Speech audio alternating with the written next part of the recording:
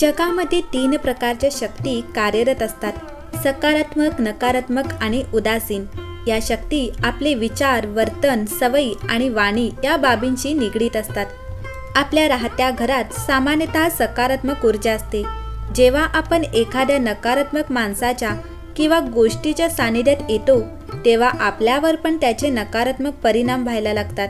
यालाच आपण नजर लागणे असे म्हणू शकतो. नजर लागणे हे आपल्या विचारांशी आणि मेंदूशी निगडीत आहे. यामुळे आपले आरोग्य, विचार करण्याची ताकद आणि प्रगती यामध्ये अडथळे निर्माण व्हायला लागतात. जेव्हा तुम्ही तयार होता किंवा पार्टीमध्ये जाता तेव्हा तुमची आई तुम्हाला सांगते का की खूप सुंदर दिसत आहे, नजर लागेल, काजळ लाव किंवा काळा टिळा आपल्या केसांमध्ये लाव.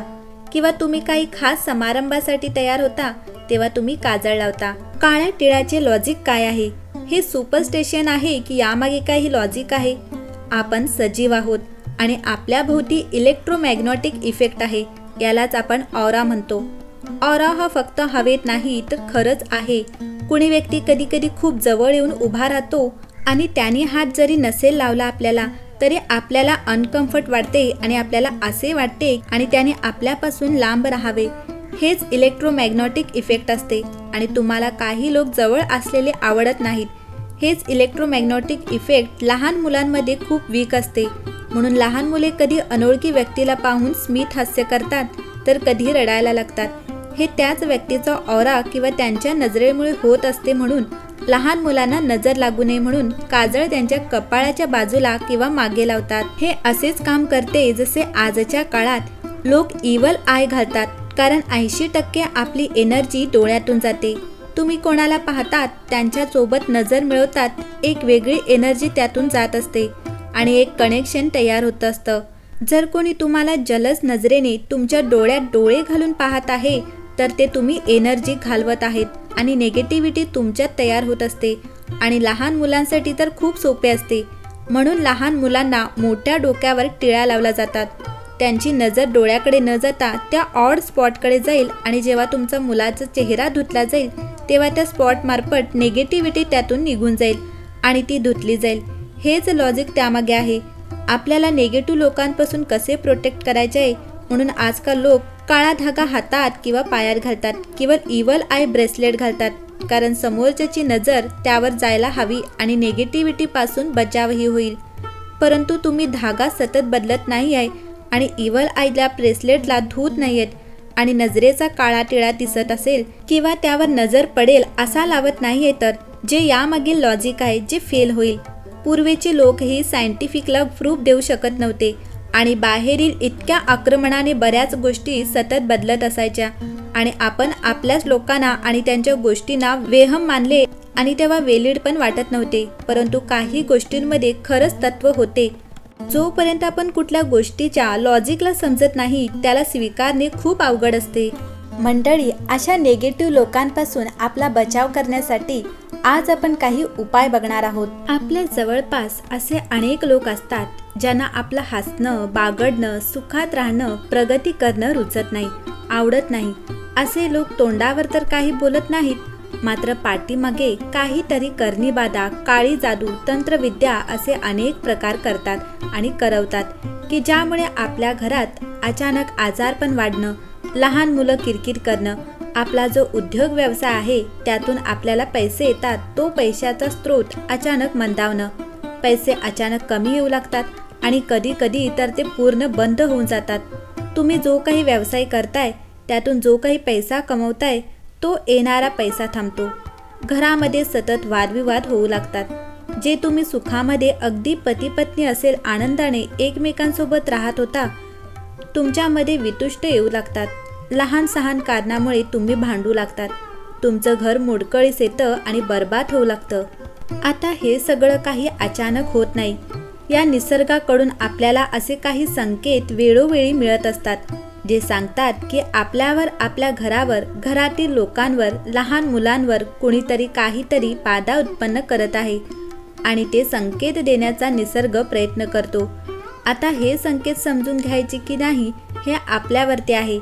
त्यातील 2 संकेत आज आपण पाहणार आहोत आणि असे संकेत जर तुम्हाला मिळाले, हे जर तुम्हाला जाणवू लागलं की हो कुणीतरी काहीतरी केलं आहे तर अशा वेळी सावध व्हा.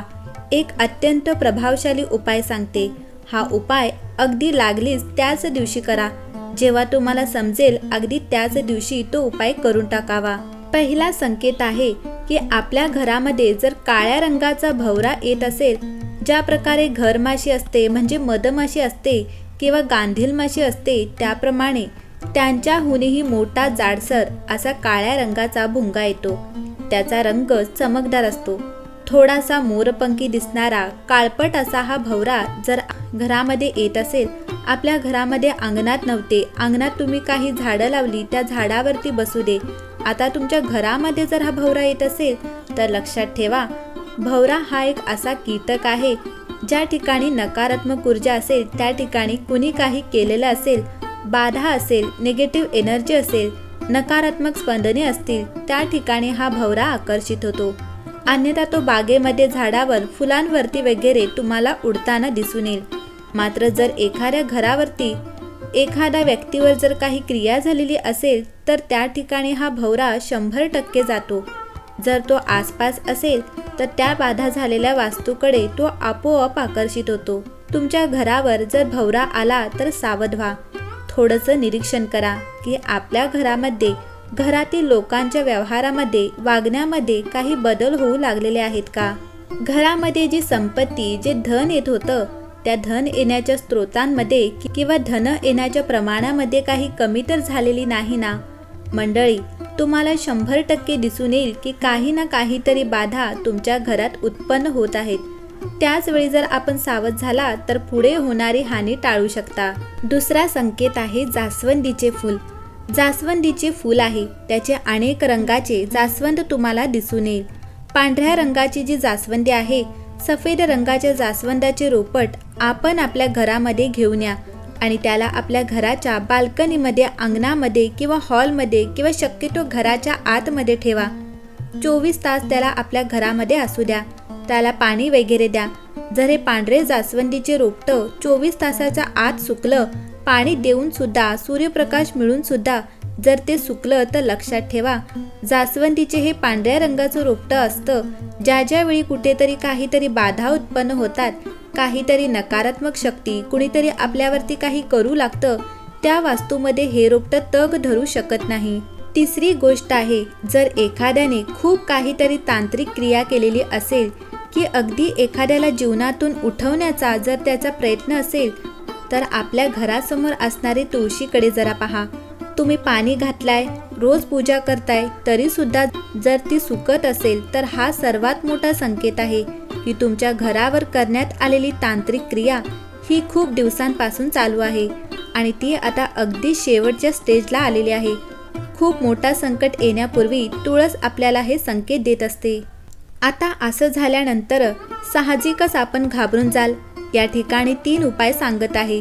तिन्हीच्या तिन्ही उपाय आपण करायचे आहेत.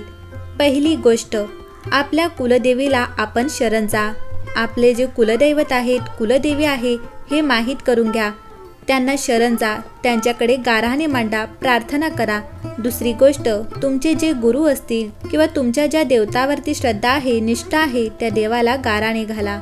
आणि तिसरी गोष्ट आपण स्वतःच करायची आहे. मार्केटमध्ये तुम्हाला पिवळी मोहरी मिळेल. ही पिवळी मोहरी साधारण मूठभर किंवा 2 मूठ घ्यावी. एखाद्या मातीच्या पात्रामध्ये आणि बाजारामध्ये भीमसनी कापूर एक मिळतो. हा शुद्ध कापूर मानला जातो. जर उपलब्ध नसेल, तुम्हाला तात्काळ करायचा आहे, तर अगदी साधा कापूर घेतला तरी सुद्धा चालतो. मात्र भीमसनी कापूर सर्वश्रेष्ठ आहे. कापूर घ्यायचा आहे आणि मोहरी घ्यायची आहे. दोन्ही वस्तू व्यवस्थित एकत्र करा.